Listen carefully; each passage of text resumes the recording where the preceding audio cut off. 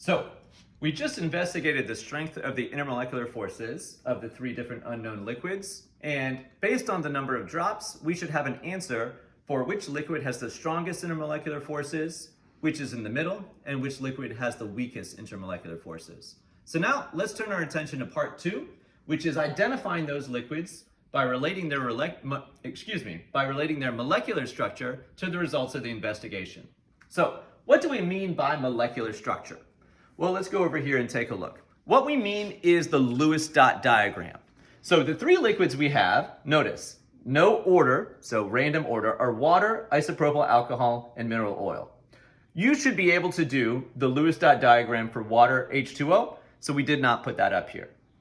Here's the Lewis dot diagram for isopropyl alcohol. Don't get alarmed by this structure here. Look at the bonds. Analyze those bonds. Which of these bonds are polar? Which of these bonds are non-polar? Is this molecule polar overall? Notice, many of these bonds are carbon-carbon bonds or carbon-hydrogen bonds. Ask yourself, are those polar bonds or non-polar bonds? There is one oxygen-hydrogen bond and another oxygen-carbon bond here. Last, let's look at the Lewis dot diagram for the molecular structure for mineral oil. Mineral oil only contains carbon and hydrogen. So all the bonds are either carbon-carbon bonds or carbon-hydrogen bonds.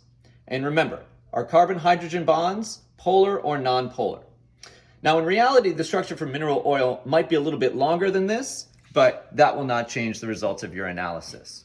So again, based on the results of your bond polarity analysis, figure out, are these polar molecules? And then what sorts of intermolecular forces will they experience?